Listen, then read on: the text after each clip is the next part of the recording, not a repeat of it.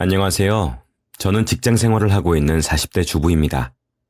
제가 들려드릴 이야기는 아주 기가 막히고 코가 막힌 이야기인데요. 한때는 저의 아픔이기도 했지만 지금은 시간이 지나니 이렇게 사연으로 올릴 수도 있을 만큼 괜찮아졌습니다. 살면서 몇 명이나 이런 일을 겪을까 싶을 정도로 황당하기도 하고 어이가 없기도 합니다만 재밌게 들어주시기 바랍니다. 저는 30대 중반의 나이에 결혼을 했습니다. 당시 남편은 제가 다니는 회사의 거래처 쪽 직원이었습니다. 당연히 저희 회사가 훨씬 크고 복지도 좋은 대기업이었기 때문에 남편과 연애 시절에도 제가 꿀릴 게 없었어요. 제 성격이 워낙 불같기도 하고 싶은 말 다 해버리는 성격이라 더욱 그랬을지도 몰라요. 그래서 그런지 남편은 항상 제게 맞춰주었고 저는 그런 남편을 많이 의지했죠. 연애를 할 당시에 부모님 이야기를 전혀 하지 않고 가족들에 대한 이야기를 들은 기억이 없어 대놓고 물어보진 않았지만 가족이 없이 자랐다고 생각했습니다. 시시콜콜한 이야기할 때 우리 가족이, 우리 엄마가 하는 이야기들 다들 하잖아요. 제 기억상 남편은 그런 이야기를 단 한 번도 한 적이 없었습니다. 그래서 저는 고아라고만 생각했고 당연히 그걸 흠이라고 생각한 적 없습니다. 연애를 3년 정도 했는데 그동안 제가 오해할 정도였으니까요. 결혼 이야기가 저희 집에서 솔솔 나오고 저도 이 정도로 배려심 넘치고 나를 잘 제어해줄 사람이라면 평생을 살아도 괜찮겠다 싶었습니다. 그래서 결혼 이야기가 오가게 되었죠. 그러자 그제서야 자기네 부모님에게도 인사를 드리자고 하더라고요. 저는 솔직히 그때 조금 당황스럽고 놀라웠습니다. 나는 솔직히 자기가 기분 나빠할 수도 있는데 부모님 안 계시고 혼자 사는 줄 알았어.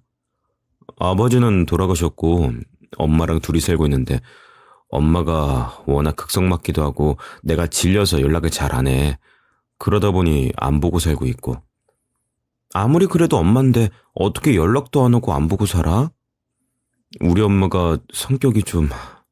아무튼 자기도 안 보고 살아도 되는 건 마찬가지고 내가 잘할 테니까 너무 걱정하지 마. 다른 남자였다면 저 소리를 뱉자마자 제가 도망을 갔을 거예요. 하지만 3년 동안 저에게 보여준 믿음도 있고 저에게 그동안 해왔던 행동들을 보면 안 보고 살아도 된다는 말이 든든하게 느껴지더라고요. 그래서 극성 맞아봐야 안 보고 살면 그만이지 하는 마음으로 결혼을 하기로 하고 상견례 날짜를 잡았습니다. 저희 부모님도 그렇고 남편의 의견도 굳이 일 벌려서 남들 다 아는 허례허식 하지 말자 하셔서 저도 동의를 하고 결혼식은 간단하게 진행하는 걸로 합의 왔고요. 신혼집은 예전에 부모님이 증여해 주셔서 살고 있던 아파트가 있었기 때문에 따로 구할 필요 없이 남편이 몸만 들어오기로 합의를 보았습니다. 가전도 대부분 다 제가 새로 구입해뒀던 것들이라 남편은 몇 개 바꿔야 할 가전만 들고 오기로 했고요. 저희들끼리는 착착 합의 맞아서 잘 진행됐는데 시댁의 입장이라는 건 들어보질 못해서 조금 마음에 걸리긴 하더라고요. 어쨌든 그렇게 결혼 준비를 잘하고 상견례 자리가 되었습니다. 여기는 상견례 자리를 한다고 하기에는 조금 음식 맛도 별로고 차림삼도 좀 저렴해 보이네. 처음 만나는 자리에 좀 비싸고 고기가 많이 나오는 곳으로 예약을 하지. 돈 주고 먹을 것도 없어 보이고. 아무리 내가 집을 해온다고 해도 우리 아들 기죽이면 안 되는 거 알고 있지? 내가 이래봬도 이 나이에도 돈 턱턱 만지는 사람이야. 사돈 어르신들도 이제 딸 시집 보내는 거니까 너무 우리 아들 가정에 신경 쓰지 마시고 그 출가 외인이라는 말도 있잖아요. 모자란 부분은 제가 가르칠 테니 걱정하지 말고 우리 아들 살림에 신경 끄세요. 예, 이거 덜 익은 거 아니니? 임식이 영. 우리 며느리 보는 눈이 이렇게 없어서야 내 아들이 밥이나 먹고 다닐런지. 혼자 얼마나 떠들던지 저희 부모님은 식사하시는 내내 불편한 기색을 멈추지 않았습니다. 저도 남편의 옆구리를 찔러봤지만 남편은 꿈쩍도 안 하더라고요. 안 보고 살게 지켜준다더니 이런 모습을 하는 걸 보고 조금 실망스러웠습니다만 그래도 저는 부모님이 걱정하지 않으시도록 하하호호 장단을 맞췄습니다. 아버지는 계속해서 불편하다는 얼굴로 시모의 행색을 지켜보셨고, 시모는 눈치가 없는 건지 사사건건 트집을 잡으면서 불평을 하시더라고요. 아니, 근데 보통 상견례 자리 음식점은 그 녹그릇을 쓰지 않니? 무슨 도자기 그릇에다가 참 이렇게 경우가 없어서야. 상견례 자리 식당 그릇까지 참견하는 꼬라지를 보니 이 결혼 안 되겠다 싶더라고요. 제 표정이 싹 굳어가는 걸 남편이 보았는지 그 자리에서 처음으로 자기 엄마를 보면서 기침을 하더라고요. 그제서야 시모도 궁시렁거리는 걸 멈추고 식사에 집중을 했습니다. 그 자리에서 대놓고 말은 못했지만 식사 자리가 끝나고 집으로 가는 길에 부모님께서 이 결혼 꼭 해야겠느냐고 물어보시더라고요. 네, 그러게요. 오늘 자리에서 보니 시어머니 될 분이 만만치 않아 보이긴 하더라고요. 그래서 그런지 연락도 잘 안 하고 안 보고 산다고 하던데, 적어도 뱉은 말은 지킬 사람이라 지켜보는 게 낫지 않을까요? 나는 우리 딸 걱정돼서 그러지. 시집살이 아주 호되게 시킬 사람 같던데 엄마는 아무리 생각해도 영 별로야. 아빠도 그래. 하지만 우리 딸이 믿고 의지할 만한 남자라고 하니까 그 고집 못 꺾어서 결혼을 시키긴 한다만. 저는 부모님께 괜찮다는 의미의 웃음을 지었습니다. 어차피 결혼한다는 소문도 다 났고 식장도 잡았고 남편과의 트러블은 없으니까요. 시집살이라고 해봐야 명절이 전부일 테고 명절엔 특근 신청이라도 해서 출근해야겠다 하고 말았습니다. 그게 아주 제 착각이라는 사실도 모른 채 말이죠. 아무리 생각해도 이건 아니다 싶었는지 저희 어머니께서 남편을 만나 단돌이 지었고, 남편은 저와 헤어질 수 없다면서 무조건 결혼하고 마주칠 일 없게 하겠다고 약속했다고 했습니다. 저를 위해 이렇게까지 나서주시는 부모님을 보고 이 결혼을 그만둬야 하나 정말 끝까지 고민이 되었지만, 결혼식 날은 코앞으로 다가왔고 더 이상은 도망칠 구멍이 없었습니다. 게다가 남편이 그날 이후 저에게 엄마를 안 보고 살아도 된다, 너무 걱정 마라, 계속해서 말을 해줬기 때문에 불안함을 버리려고 노력했죠. 결혼식이 끝나고 신혼여행을 다녀온 뒤 딱 한 번 시어머니를 뵙고 식사를 했고, 뭔가 할 말이 많아 보이셨지만 꾹 참고 식사를 하시는 모습을 보고는 안심이 되었습니다. 뭐, 내 아들이 신경 쓰지 말라고 알아서 잘 산다고 했으니까 내가 일단 지켜보마.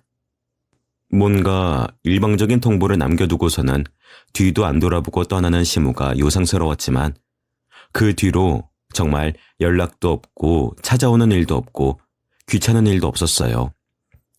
그래서 저는 든든한 남편만 바라보면서 행복한 신혼생활을 했습니다. 여느 때와 똑같이 저의 불같은 성격을 잠재워주는 바다 같은 마음씨가 살면서도 참 잘 맞는 듯 했습니다만 그것도 오래가지 못했습니다. 어찌나 뒷정리가 안 되는 사람이던지 몇 번이나 잔소리를 했지만 들은 척도 안 하더라고요. 허물벗듯 벗어놓은 외출복에 양말은 항상 뒤집어서 벗어놓고, 진짜 화딱지가 나서 한 번은 빨래는 네가 해라 하고 소리를 지르니 한 3일 정도는 또 잘 벗어놓더라고요. 하지만 3일 지나면 또 제자리. 원래 저런 사람이었나 의심하게 만드는 부분이었죠. 결혼 생활이 한 1년쯤 지난 시점에 쉬는 날 남편과 단잠에 빠져 있었습니다. 그날 정말 오랜만에 푹 잠이 든 것 같았는데 누가 아침부터 현관벨을 계속 누르더라고요. 그 벨소리가 귀에 들리지도 않는지 코 골면서 자고 있는 남편을 보니 한 대 때리고 싶더라고요. 잠귀가 밝은 사람이 손해죠. 그래서 제가 현관문 앞에서 걸쇠를 걸고는 문을 열었는데 밖에서 문을 확 잡아당기더라고요. 걸쇠를 걸지 않았으면 문짝이 뽑혀나갔을지도 모를 만큼 엄청 세게 확 열렸습니다. 어머, 깜짝이야. 예, 너는 지금 시간이 몇 시인데 아직까지도 자느라 이렇게 문을 늦게 열어? 문 좀 열어봐. 시어머니가 집으로 불쑥 찾아온 것이었어요. 근데 이상하게 혼자 덜렁 오신 게 아니라 짐을 아주 보침을 치고 오셨더라고요. 캐리어 3개에 보자기로 싼 짐 2개까지. 누가 보면 아침부터 이사를 가나 싶을 정도로 짐이 과했습니다. 이 시간에 웬일이세요? 아니 얘가 시엄마가 찾아오는데 시간이 무슨 상관이야? 아이 힘들어. 저 짐 좀 옮겨봐라. 그이 좀 깨우고 올게요. 어머, 우리 아들을 왜 깨우니? 네가 팔이 없어 다리가 없어. 가서 짐 좀 가져오라는데 무슨 잘 자는 우리 아들까지 깨워? 어차피 캐리어야 바퀴가 달려있고 보자기 짐이라고 해봐야 2개밖에 되지 않으니 그냥 제가 들고 와도 되겠다 싶었어요. 끙끙거리면서 거실에 짐을 옮겨놓으니 아무렇지 않게 냉장고 문을 열고 음료수를 냅다 꺼내 드시더라고요. 저는 어릴 때부터 남의 집 냉장고는 함부로 열면 안 된다고 교육을 받았기에 그 모습이 솔직히 좋게 보이진 않았지만 저희 부모님이 와서 열어보실 때도 있으니까 하면서 참았습니다. 어차피 시모도 가족은 가족이니까요. 제가 아무리 첫인상이 안 좋고 낯을 가릴만한 사람이라 해도 남편의 어머니니까 그에 응당하는 대우는 해드려야겠다는 생각으로 대접을 했습니다. 하지만 그 이후 나온 말은 아주 저를 경악하게 했어요. 내가 사정이 있어서 집을 좀 뺐다. 내가 당장 오갈 데가 없으니까 너네 집에서 좀 있어야겠어. 갑자기 그게 무슨 말씀이세요? 그러면 이 추운 겨울에 나보고 밖에서 얼어 죽으라는 거니? 다른 것도 아니고 응? 내가 지금 집을 좀 빼야 되는 상황이라 어쩔 수 없었어. 전세금 돌려받은 거 너네 줄 테니까 일단 나 좀 여기서 지내마. 남는 방이 어디니? 저는 남편을 향해 있는 힘껏 눈빛을 쏘았습니다.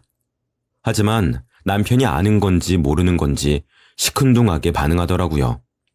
마치 이렇게 될 걸 알았다는 사람인 것 마냥 행동하는데 이게 바로 합가를 위한 큰 그림인가 싶기도 했습니다. 당연히 저는 머리가 2개로 쪼개질 것 같은 두통이 몰려왔어요. 남편을 방으로 끌고 와 이게 무슨 일이냐며 쏘아붙였습니다. 나도 엄마가 갑자기 저럴 줄은 몰랐지. 나라고 당황스럽지 않겠어? 어차피 우리 맞벌이고 자기 요즘 집안일 때문에 스트레스 많이 받았으니까 엄마한테 좀 도움받는다고 생각하자. 솔직히 엄마 말대로 이 추운 겨울에 엄마 보고 어딜 가 있으라 그래. 내가 100번 양보해서 같이 지낸다고 해도 나한테 사사건건 트집 잡는 건 못 참아. 나 참을성 없는 거 알지? 성격 불 같은 거 잘 알지? 잘 알지. 그럼 걱정하지 마. 우리 엄마 손이 진짜 야무진 사람이라 집안일 하나는 절대 걱정 안 해도 돼. 그럼 나 이제 집안일에서 손 떼? 일단은 자기 살림이니까 어느 정도는 자기가 도와드리다가 엄마가 적응하시면 그때는 자기 일만 해도 되겠지. 마지막 말이 매우 걸렸지만 일단은 이 추운 겨울에 정말 저 짐을 들고 나가시라고 할 수는 없는 상황이라 제가 받아들이기로 했죠. 하지만 상황은 제 예상 밖으로 흘러갔습니다. 저도 아침에 출근을 해야 하는 사람이기 때문에 늘 잠이 부족했고 저희 부부는 아침밥을 먹지 않는 부부였거든요. 그래서 8시까지 출근을 해야 하니 7시쯤 일어나서 세수하고 양치하고 바로 버스 타고 출근하면 시간이 딱 맞았어요. 하지만 그러는 꼴이 보기 싫었던 건지 뭔지 시어머니께서 저를 아침 6시부터 깨우기 시작하시더라고요. 예, 너 지금 시간이 몇 시인데 아직까지 자고 있니? 일어나. 저는 부부 침실에 문을 막 열고 들어와서 저를 깨우는 시어머니 행동이 너무나도 경우 없다고 생각했습니다. 아무리 그래도 신혼부부인데 어떤 모습으로 자고 있을지도 모르면서 방문을 벌컥 열고 들어와 저를 깨운다니요. 제가 충분히 화를 낼 만한 상황이었지만 저도 너무 당황스럽고 비몽사몽인지라 냅다 시어머니를 따라 나섰죠. 방문 밖으로 나오고 나니 상황이 점점 인지되기 시작했습니다. 아침부터 무슨 일이세요? 무슨 일이냐니? 예, 아침밥을 차려야 할 거 아냐. 지금 시간이 몇 시인데 아침도 못 먹고 우리 아들 출근하겠네? 어머니, 저희 부부는 아침밥 안 먹어요. 어머, 얘가 무슨 소리를 하는 거야? 내가 30년 넘게 제 아침밥을 차려줬는데? 무슨 소리세요? 결혼 전에 따로 살고 있던 거 아니었어요? 귀신 씨나라 까먹는 소리 하고 있어. 결혼 전까지 내가 업어 키웠지. 그럼 전 아침밥 안 먹으니까 그이 보고 차리라고 할게요. 예. 남자가 주방 들어가면 구추 떨어진다는 소리도 몰라? 마누라가 돼가지고 아침밥 챙겨 먹일 생각은 안 하고 애가 정말 하루 종일 나가서 힘들게 일하는 가족한테 아침을 차리라고 해? 어머니, 저도 나가서 일하는 사람이거든요. 그럼 나는 굽니? 내가 이 나이 먹고 여기서 이런 대접을 받으려고 살았나 내가? 안 되겠다 싶어서 남편을 깨우려고 방에 들어가려고 하니 제 뒷덜미를 확 잡아채더라고요. 덕분에 시어머니의 손톱에 제 목덜미가 살짝 긁히는 사고까지 있었습니다. 지금 뭐 하시는 거예요? 내 아들 피곤한데 좀 더 자기 두지 않고 어디 시엄마한테 소리를 질러? 이게 아주 버르장머리 없이. 저는 아침 안 먹어요. 먹겠다는 사람이 차려야 하는 거 아니에요? 요즘 것들은 이래서 안 돼. 응? 어르신이 가르치려고 하면은 예 하고 따라야지. 어디서 따박따박 말대답이야? 저는 너무 화가 났어요. 언쟁을 하다 보니 출근 시간이 가까워졌고 남편도 큰 소리가 오가자 부스스한 얼굴로 일어났습니다. 방문 앞을 나오니 저와 시어머니가 대치 중이었고요. 아침 대바람부터 왜들 그래요? 예. 너 결혼하고 단 한 번도 아침밥 못 얻어 먹고 출근했니? 아침 안 먹어요. 내가 아침 먹으면 속 부대낀다고 늘 안 먹겠다고 했잖아. 갑자기 왜 그래요? 남편이 제 편을 들자 시모가 입술이 대빨 나와서 툴툴거리더라고요. 저는 은근히 이겼다는 기분이 들어서 입꼬리가 올라갔습니다. 시모는 아침 타령을 하다가 잠이나 더 자야겠다며 방으로 들어갔고 저는 남편에게 경고했어요. 분명 나 집안일에서 해방시켜준다고 그랬어. 앞으로 나한테 이런 일로 신경 쓰게 하지 마. 알았지? 남편은 하품을 하며 끄덕였고 저는 오늘처럼 남편이 제 편을 들어준다면 상관없겠다 싶었죠. 물론 이것도 제 단단한 착각이었습니다. 그날 이후부터 아침 타령은 하지 않았지만 저녁 먹을 때마다 반찬으로 핀잔을 준다던가 조금 늦게 퇴근하는 날에는 살림에 관심 없는 주부 타령을 하더라고요. 아니, 제가 집에서 살림만 하는 것도 아니고 나가서 일을 하는 입장인데 게다가 월급도 제가 더 많거든요. 근데 이런 취급을 받아야 한다는 게 너무 스트레스인 거예요. 거기다가 제가 조금이라도 일찍 퇴근해서 들어오면 이상하게 허둥지둥하는 시어머니도 영 이상했고요. 마치 뭐라도 숨기는 것 마냥 굴어서 제 옷장에 있는 귀중품들을 매일같이 살펴봐야 하는 것도 스트레스였습니다. 결혼할 때 반반 결혼한 것도 아니었고 무려 집도 제가 해온 거나 마찬가지인데 맞벌이 하면서 살림까지 저보고 온전히 하라니. 그날은 스트레스가 차오를 만큼 차오른 날이었는데 아니나 다를까 먼저 퇴근한 남편이 또 옷을 다 뒤집어서 벗어놨더라고요. 자기야, 내가 분명 옷 뒤집어서 벗어놓지 말라고 했잖아. 제가 신경질을 내니까 시모가 거실에서 TV를 보고 있다가 저에게 소리를 꽥 지르시더라고요. 예! 저는 그 소리에 깜짝 놀라서 시모를 쳐다보았습니다. 마치 코에서 김이라도 뿜을 것처럼 씩씩거리는데 저는 뭐 때문에 저러시는지 알 수가 없었죠. 우리 아들이 퇴근하고 힘들어서 옷 좀 막 벗어둘 수도 있지. 네가 빨래 돌리기 전에 한번 뒤집으면 될 거 가지고 왜 애한테 스트레스를 주고 그러니? 어머니, 제가 100번을 말했는데도 안 고쳐지니까 하는 말이죠. 나 같으면 100번 말하기 전에 내가 그냥 100번 뒤집고 말았겠다. 칭한 년. 저한테 년이라고 욕까지 하는 걸 보고 저는 정말 경악을 금치 못했지요. 아무리 며느리라고 하더라도 남의 딸인데 어떻게 저리 막말을 할 수 있는지. 못 배워먹은 년이라고 저도 욕이라도 한 사발에 해주고 싶은데 차마 시어머니한테 그럴 용기가 나지 않더라고요. 남편은 배 내놓고 TV나 보고 앉아있고 제 생활이 얼마나 답답했는지 이해가 가시나요? 시모는 저와 함께 지내는 그 기간 동안 아주 매일같이 저를 잡아먹지 못해서 안달이 난 사람처럼 굴었습니다. 오죽하면 제가 스트레스성 탈모까지 걸렸을까요? 밥상에서의 반찬 투정부터 설거지, 빨래, 뭐 하나 그냥 넘어가는 일이 없었습니다. 저녁에 제가 퇴근하고 집에 오면 딱 6시 30분 정도가 되는데 그때부터 밥 차려서 언제 밥 먹고 언제 소화시키고 자냐는 잔소리부터 아니 그러면 제가 뭐 회사에 저녁밥 해야 돼서 일찍 가볼게요 하고 가야 하나요? 반찬이 이렇게 부실해서야 뭔. 이래서 우리 아들이 하루가 멀다 하고 말라가는구나. 예, 설거지는 손으로 빡빡 해야지. 식기세척기로 설거지하면 깨끗하겠니 그게? 손으로 설거지해라. 빨래를 돌렸으면 햇볕에 말릴 생각을 해야지. 요즘 누가 건조기를 쓰니? 목 다 늘어지게. 이것 봐. 네가 빨래한 내 옷 다 걸레짝 됐잖아. 시모는 제게 며느리야 하는 호칭조차 사용하지 않았습니다. 매일 너너거리질 않나. 자기 화가 나면 무슨 년 이러면서 욕까지 해댔어요.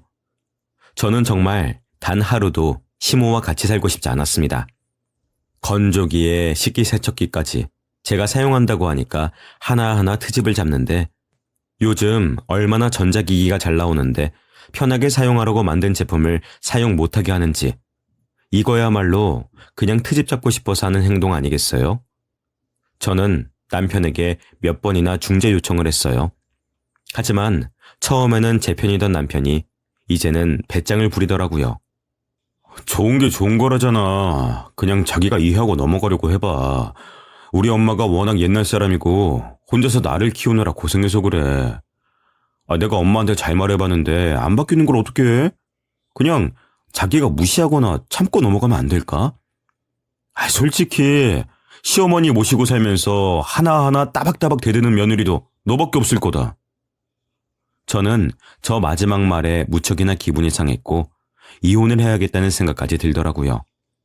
아니나 다를까 속옷을 삶지 않고 세탁기에 돌렸다고 화를 내는 시모에게 폭발하고 말았습니다. 예, 남편 속옷을 삶아야지. 어디 세탁기에. 너 손빨래가 기본인 거 몰라? 그만 좀 하세요. 그렇게 하나하나 트집 잡으실 거면 어머님이 하시지. 왜 저한테 시키세요? 얘 좀 봐라. 너 나한테 소리 지른 거야? 소리를 어머님이 지르시는 거죠. 나가세요. 더 이상은 같이 못 살겠으니까 당장 나가시라고요. 지금 이 집 명의가 지 거라고 나보고 나가라는 거야? 너 사람이 그렇게 살면 안 돼. 나 더 이상은 못 참겠어. 응? 잠깐만 있겠다고 짐 싸들고 들어와서는 지금 1년 가까이 하나하나 트집 잡으면서 나한테 스트레스 주는 거 더 이상은 못 참아. 어머니 못 나가겠으면 아들 데리고 나가세요. 내가 이혼해 줄 테니까 내 집에서 나가! 너네 공동명의 안 했니? 지 집이라고 나가란다. 어떻게 지 가족을 내쫓아? 저 배운 거 없는 년. 저는 남편에게 당장 이혼 서류에 도장 찍어두라고 일러두고 친정 부모님 댁으로 갔습니다. 어차피 시모와 남편이 당장 나갈 곳도 없을 거고 이렇게 눌러붙으려고 할 게 뻔한데 제가 나가서 서류 딱 준비해서 내쫓는 게 나을 것 같다고 생각했죠. 저는 다음날 회사에 부랴부랴 반차를 내겠다고 상부에 보고를 하고 부모님 댁에 가서 하룻밤을 자면서 그동안 있었던 일을 쭉 설명했습니다. 갑자기 시모가 쳐들어와서 살림을 하나하나 트집 잡은 일부터 시작해서 시집살이를 시키려고 하루 종일 머리를 굴리고 있었던 일까지 모조리 다요. 당장 가서 몽둥이로 다리를 분질러버리겠다는 아버지를 겨우겨우 말리고는 이혼할 생각이고 마음 굳혔다고 말씀을 드렸습니다. 당연히 친정 부모님도 잘 생각했다고 하셨죠. 딸이 그렇게 힘들게 사는 줄 미처 몰랐다면서 왜 이런 일을 1년이나 꾹꾹 숨기고 있었느냐고 나무라기도 하셨습니다. 저는 오히려 생각보다 더 이혼에 대한 지지를 받으니까 마음이 편해지고 체증이 쑥 내려가는 기분이 들더라고요. 회사 팀장님이 반차를 허락해 주시고 무슨 일이 있느냐고 물어보셨지만 괜찮다고 말씀드리고 다음날 오전 근무 후 법원으로 가서 이혼 서류를 작성했습니다. 그리고 당당하게 집으로 가서 시모와 한판하고 짐을 싸서 내보내려고 준비를 했죠. 제가 집에 일찍 들어가니 집안꼴이 아주 가관이더라고요. 신발장에 신발이 한 5-6개가 있었는데 이게 뭔가 싶어서 중문을 열고 들어가니 거실에 아주 도박장이 열렸더라고요. 시어머니와 그 친구들이 입에는 사탕을 하나씩 물고 고스톱을 치고 있는 게 아니겠어요? 그것뿐만 아니라 옆에 돈들도 다발로 쌓아두고 치는데 저는 그제서야 전셋집을 뺏는다는 이야기에 대해 눈치를 챘습니다. 지금 저희 집에서 불법 도박장이라고 열고 계신 건가요? 전셋집 뺀 것도 전세 자금으로 도박하시려고 뺀 거죠? 아니, 너는 왜 회사에 있지 않고 벌써 온 거니? 어머나 시상해. 야야, 그 며느리 맨날 퇴근 6시 넘어서 하더니 이게 무슨 일이야? 이가 그냥 판돈 100원짜리 판이야. 어디 가서 말하지 말고 내가 그 이모뻘인데 용돈이라도 좀 줄까? 경찰에 신고하기 전에 당장 나가세요. 와, 이 성깔 장난 아니네. 듣던 대로다. 응? 어디 며느리 주제에 시어머니와 그 친구들에게 따박따박 말대답이야? 생긴 거 봐라. 보통 성깔처럼 생겼나? 무슨 경찰에 신고를 해? 지 시어머니까지 수갑차게 할 일 있어? 썩을 년이라더니 진짜 썩을 년이네. 저는 하다 난생 처음 보는 시모 친구들에게까지 욕을 먹어야 한다는 사실에 너무나도 분노가 차올랐고 그대로 화장실에 들어가 양동이에 물을 받아서 시모와 그 친구들에게 쏟아부었습니다. 갑자기 고스톱 치다가 받은 물벼락에 시모와 그 친구들은 혼비백산 난리가 났죠. 제게 삿대질을 하며 차마 입에도 담을 수 없는 욕을 하는 사람과 자기 돈을 챙기는 사람까지 아주 다양하게 미친 사람들이었습니다. 개판 5분 전 싸움이 나고 시모가 제 머리채를 쥐어잡으려고 하는 걸 저도 같이 잡고 싸움이 났어요. 시모 친구들 중 몇 명은 돈 챙겨서 헐레벌떡 도망을 가더라고요. 저와 시모가 물을 다 뒤집어 쓴 채 싸우고 있는 와중에 남편이 퇴근을 했고 집안 꼬라지를 보더니 입을 떡 벌렸습니다. 저는 남편에게 당장 도장 찍으라면서 이혼 서류를 건넸고 어디 이혼을 하려고 하느냐고 소리를 지르는 시모에게 삿대질을 했습니다. 아줌마, 당신 불법 도박으로 깜빵에서 썩고 싶지 않으면 잔말 말고 내 집 다 치우고 나가. 알겠어? 제가 아줌마라고 불렀던데 타격이 컸는지 남편도 눈만 꿈벅꿈벅 하더라고요. 시모도 상당히 치욕스러웠는지 당장 이혼하라며 이딴 집구석에 하루도 더 있지 말자면서 남편에게 도장을 찍으라고 했습니다. 저희는 지지고 복구한 시간에 비해 아주 쉬운 협의이혼을 했어요. 아이가 없었기 때문에 서류 처리까지 한 달밖에 걸리지 않았고 저는 그동안 집이라도 구할 시간을 달라는 남편의 청에 못 이겨 친정에 가 있었습니다. 저는 당연히 제가 친정에 가 있는 동안 집을 구하러 다니고 있을 줄 알았는데 마치 제 집이 자기들 집인 것 마냥 짐 뺄 생각도 없이 잘 살고 있더라고요. 그 꼴을 가만히 제가 보고 있을 수 없잖아요. 그래서 불시에 경찰을 대동해서 집에 쳐들어갔습니다. 멍청한 인간들이 집 비밀번호도 안 바꾸고 그대로 살고 있더라고요. 제가 퇴근 시간 전에 갔으면 도박 현장까지 잡을 수 있었을지도 모르지만 퇴근 후에 가니 남편과 시모가 태평하게 밥을 처먹고 있더라고요.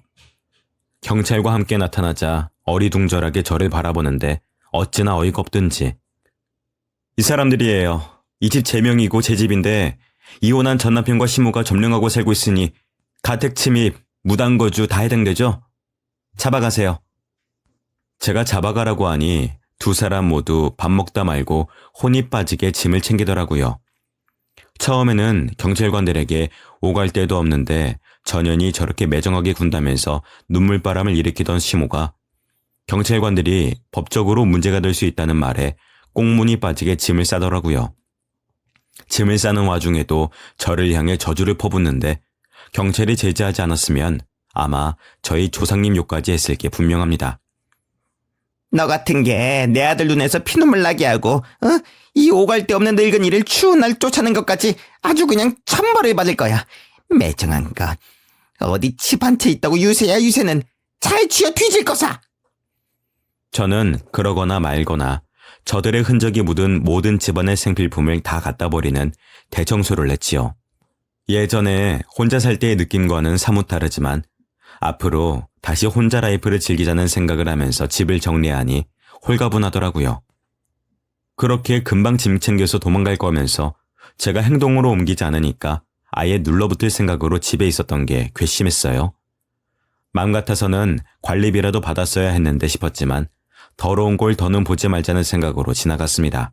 그 뒤에 시모가 저희 회사까지 찾아와서 소란을 한번 일으키긴 했지만 팀장님에게 저지를 당하고는 경비한테 끌려가는 사건도 있었습니다. 우리 아들이 너랑 이혼하고 나서 매일같이 피눈물을 흘려 이년아. 이 차라리 나쁜 년. 너 같은 거랑 결혼했다가 응? 우리 아들은 매일 바람 잘 날이 없는데 니년은 이런 대기업에서 잘 먹고 잘 살아? 경찰 또 불러요? 내가 뭘 잘못했다고 그래요, 아줌마? 아줌마, 나한테 무슨 짓을 했는지 내가 여기서 하나하나 다 읊어봐요? 아니면 우리 사이좋게 경찰서 가서 이야기할까요? 내가 아줌마 하면서 대들자 회사에서는 아주 막장이라고 소문도 났습니다. 일부는 저에게 아주 속 시원하다면서 이혼 잘했다고 해주고 일부는 아무리 그래도 전 시어머니인데 아줌마는 너무했다고 하고 근데 뭐 무슨 상관이겠습니까? 제 속만 시원하면 됐죠. 회사에선 제가 이혼한 걸 모르고 있었는데 이참에 다 까발려지고 뭐 일일이 사정 이야기 안 해도 돼서 편하긴 했습니다. 그러다가 제가 저희 팀 팀장님과 알게 모르게 묘한 기류가 흐르게 되었어요. 알고 보니 팀장님도 이혼남이었고 저를 꽤 오랜 시간 마음에 두고 있었는데 제가 갑자기 결혼을 해버리는 바람에 마음에서 지웠다고요. 근데 예상치 못하게 돌싱이 되어 나타나니 이제는 운명 같다고 하면서 저에게 진지하게 만나보자고 하더라고요. 당연히 저는 거절했었습니다. 제가 이혼녀가 되어서 저를 쉽게 본다고 생각했거든요. 하지만 제가 밀어내려고 하면 할수록 저의 옆을 굳건하게 지키는 모습이 뭐랄까 예전에 전남편 모습을 보는 듯 하면서도 묘하게 다르더라고요. 그러던 어느 날 회사 일 때문에 팀장님과 함께 급하게 떠난 출장길에서 폭우가 내려 오도 가도 못하게 되어 방을 하루 잡게 되었습니다. 하필이면 운명처럼 방도 하나밖에 남지 않았고 나이도 찰 만큼 찬 성인 남녀가 한 방에서 손만 잡고 잘 순 없잖아요. 그날로 저희는 사귀자는 말은 안 했지만 연애를 하게 되었습니다. 근데 팀장님은 왜 이혼했어요? 저야 뭐 회사에 소문 다 났지만. 나는 사기 결혼을 했다고 해야 이해하기가 쉬우려나? 사기 결혼이요? 여자가 팀장님 돈만 쏙 빼먹고 날랐어요? 그런 셈이지. 돈만 쏙 빼먹었다기보다는 어머니가 뭐 어떻게 알게 된 중매서시는 분이 진짜 괜찮은 여자가 있다고 해서 선처리에 나가게 됐는데 뭐 괜찮더라고. 직업은 없었지만 대학도 꽤 알아주는 데 나왔고 얼굴도 예쁘고. 근데 알고 봤더니 대학도 안 나온 사람이었고 도박에 미친 여자였던 거야. 그 중매쟁이랑은 도박을 하다가 알게 된 사이였고 나는 뭐 돈 없다는 여자랑 결혼하려고 이 돈 저 돈 다 끌어다가 줬는데 그게 다 도박하느라 필요한 돈이었던 거지. 그래서 결혼한 지 3개월 만에 초고속 이혼. 저는 그 도박이라는 게 참 무섭다는 걸 알고 있었잖아요. 매일같이 저희 집에 와서 고스톱을 치던 시모와 그 친구들의 행각을 알게 되었을 때의 그 분노감. 저도 팀장님에게 도박은 정말 뿌리부터 뽑아야 되는 거라고 진절머리 난다고 대답하면서 팀장님의 이혼 이야기도 끝이 났죠. 아무래도 한번 다녀왔던 사람들이라 그리고 제가 이혼한 지 고작 6개월밖에 안 된지라 결혼에 대한 이야기는 입 밖으로 꺼내지도 않고 있었습니다만 제 몸이 점점 이상해지는 거예요. 미열이 계속 있고 속도 미식거리고 무엇보다 생리가 늦어지고 있었습니다. 그래서 저는 불안한 마음에 임신 테스트기를 했고 두 줄이 뜨는 걸 확인하고 말았습니다. 무려 출장 가서 처음 잠자리를 한 날 바로 임신이 된 것이었습니다. 그 뒤로 저희 집이나 팀장님 집이나 발에 불똥이라도 떨어진 듯 빠르게 혼인 준비를 하게 되었습니다.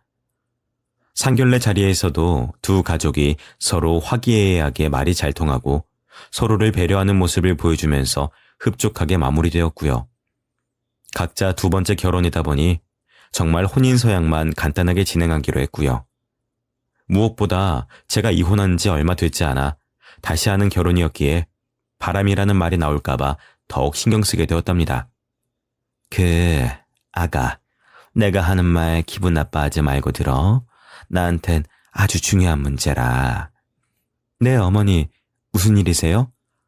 혹시 우리 아가는 도박 같은 거 안 하지? 저는 팀장님에게 들었던 이야기가 있어서 손사래를 치며 도박 같은 거 혐오하고 정말 보는 것도 싫어한다고 말했습니다. 팀장님에게 이미 다 이야기를 들었고 저도 예전 시어머니가 도박쟁이였다고 정말 싫다고 열변을 토했더니 예비 시어머니께서 정말 다행이라는 얼굴로 제 손을 꼭 잡아주셨어요. 내가 그 중매쟁이한테 당한 게 많아. 우리 아들 결혼 망친 것도 그렇고 어떻게 같이 도박을 하는 아가씨를 소개시켜 줄 수 있는지 건너 알게 된 중매쟁이였는데 돈도 3천만 원이나 뜯어가고 나처럼 당한 사람이 한둘이 아니라 대여섯은 되더라고. 그 뒤에 집도 이사를 갔는지 갑자기 야반 도주를 해가지고 찾을 수도 없고 내 속이 아주 시커멓게 탔어. 저는 시어머니의 손을 꼭 잡고 같이 위로를 해드렸습니다. 그렇게 저희는 말하지 않아도 서로를 이해하는 고부간의 관계로 발전해 나갈 수 있었죠. 아무리 재혼이라고 비밀로 한다고 해도 회사에까지는 말을 안 할 수가 없어서 조촐한 결혼식을 하게 되었다고 알리게 되었고 어쩌다 보니 거래처 회사에 재직 중인 전 남편에게까지 들어갔나 봅니다. 제 결혼식장에 전 시어머니가 씩씩거리면서 나타났는데 저희 아버지께서 바로 맞불을 놓겠다고 성큼성큼 다가가더라고요. 저희 어머니는 경찰을 부르겠다고 하시고요.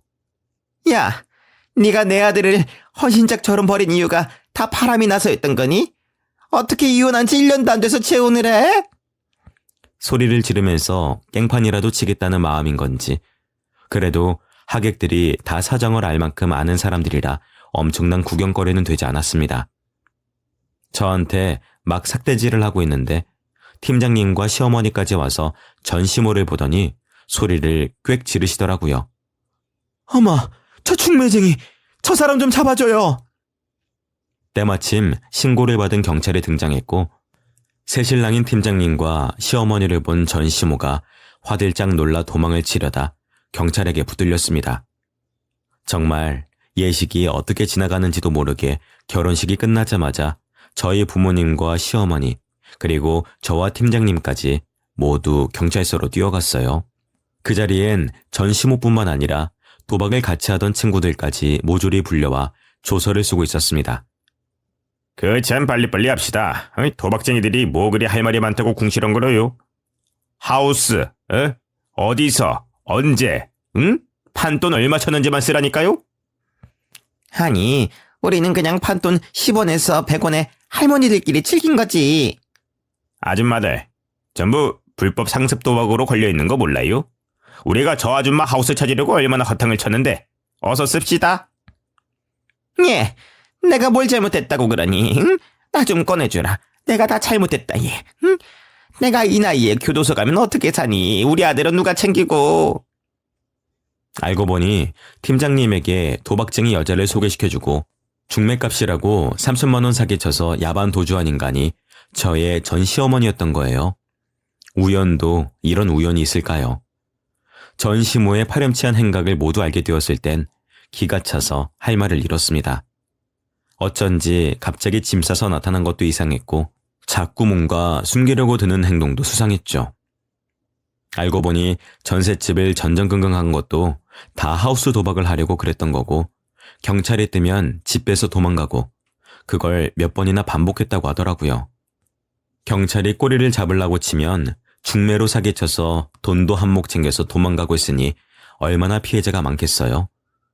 팀장님처럼 당했던 사람들까지 모조리 중매쟁이가 잡혔다는 소식에 달려들어 고소를 하겠다고 했습니다. 저는 그동안 혹시나 싶어서 모아두었던 증거가 될 만한 것들을 경찰서에 모조리 제출했습니다. 물 끼얹고 싸운 날 찍어두었던 도박 현장들부터 시어머니 방에서 찾은 화투들까지 그런 장부 같은 것, 사진들 전부 다요. 경찰은 증거로 충분하다면서 사진을 전부 보내달라고 하셨죠. 그 사실을 알게 된 전시모는 또 한 번 난리가 났습니다. 야, 이 썩을 것아. 그래도 그동안 같이 살았던 정이 있는데 너무 매몰차게 구는 거 아니냐? 어? 내가 도박한 게 무슨 죄인데? 그냥 친구들끼리 돈 노름한 거 가지고 너무한 것 아니냐? 우리 아들은 너 없어서 피눈물 흘리고 있는데.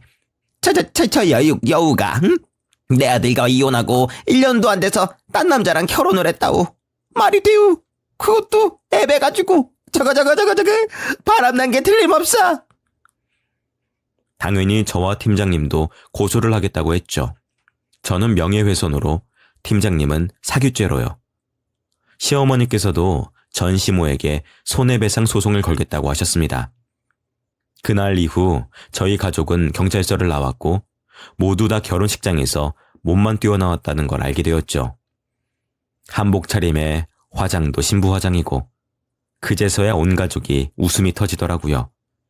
전 남편이 헐레벌떡 전시모를 찾으러 경찰서에 도착했고 저희와 마주쳤지만 눈도 제대로 마주치지 못하고 들어가더라고요. 저는 너무나도 통쾌했습니다. 저에게 새롭게 생긴 시어머니께서는 제가 손해배상 소송으로 건 돈을 모두 받게 되면 반을 나눠주겠다고 하셨지만 저는 거절했어요. 그 돈 대신 못 받아본 시어머니의 내리사랑을 받고 싶다고 했고 그건 걱정하지 말라며 저를 보고 웃어주셨죠. 덕분에 저는 아직까지도 너무나도 행복한 결혼 생활을 하고 있습니다.